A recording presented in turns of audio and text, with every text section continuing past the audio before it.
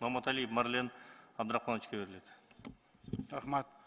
Алмаз Акунжанович, мен да бүгүн ошол азык-түлүккө кескин түрдө баасы көтөрүлгөн боюнча маселени айтайын дедим эле да. Мен сизден бүгүн суранат элем. Келиңизчи, мен алып берейин же сиз аласызбы?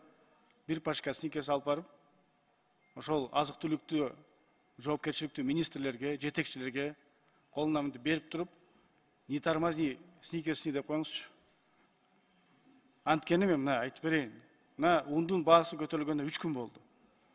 3 күндөн бери эмне кылды? Минсельхоз чыкты, айтты, биз сыртка унду чыгарганга тыюу салабыз деди. Деди, кылган жок. Тиги Матрезерв чыкты. Бизде ун жетиштүү, бизге жетет, запас бар деди.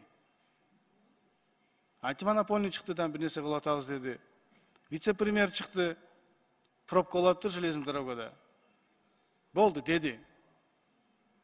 А эмне үчүн ошол 3 вице-премьер отурат? Алар түздөн түз буга жоопкерчиликтүү. Чакырсын, бир күндө чечим кабыл отурган нерселер.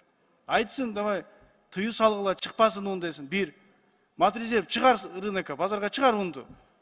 Дефицитти жокко чыгарайлы. Десе болот. Антимонопольный эмне отурасың? Цепочка менен кетти азыр баалардын баары көтөрүлүпчү. Нандын ундун артынан нан кетти, нандын артына кафелердин тамагы ашы кетти, жана башка баардыгы бизде ошондой, бизде Кыргызстанда ошондой. Доллар көтөрүлсө дагы кетет, бир баа көтөрүлсө эле цепочка менен баары кетет да.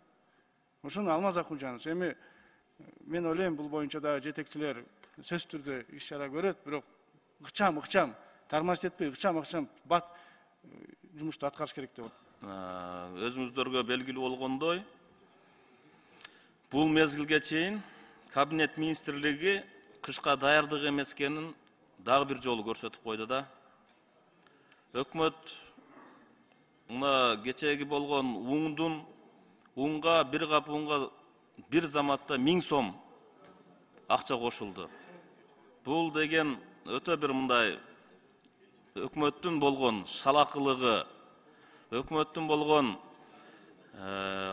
программасы жок. Өкмөт деген министрликтер 1 жыл, 6 ай, кыштан 1 жылга кандай чыгуу негизги пландарын коюш керек да.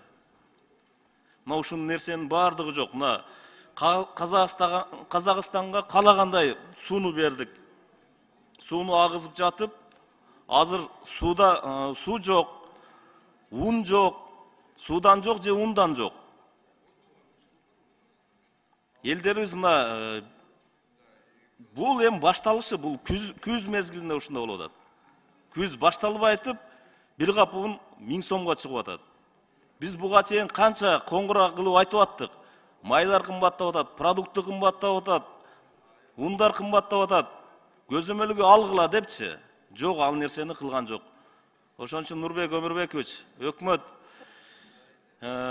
Кабинет министрлигин баарын чакырып, кышка кандай даярдык болот? Мындан ары кандай кымбатчылык менен кандай иштерди алып барабыз деген булардын программасын, свет маселесин, көмүр маселесин биз сурабасак болбойт. Өтө кыйын болуп кетти.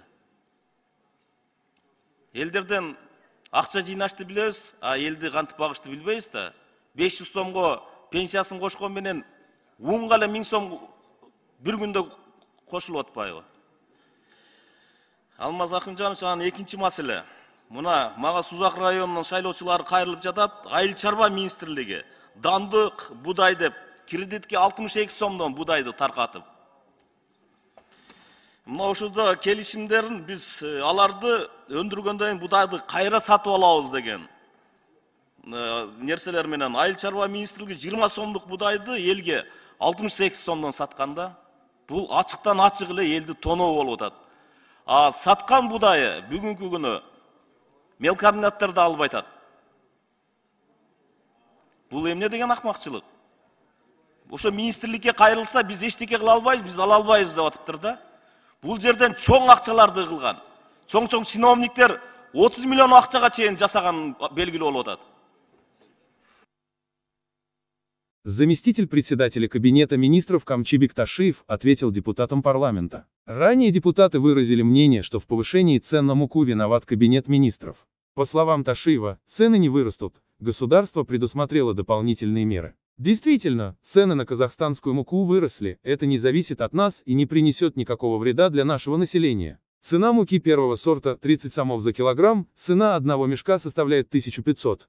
В ближайшее время, возможно, станет еще дешевле, поскольку заготовленной дешевой пшеницы хватит до следующего урожая. Заместитель председателя Кабинета министров заверил, что продовольственная безопасность нашего государства обеспечена в достаточном объеме.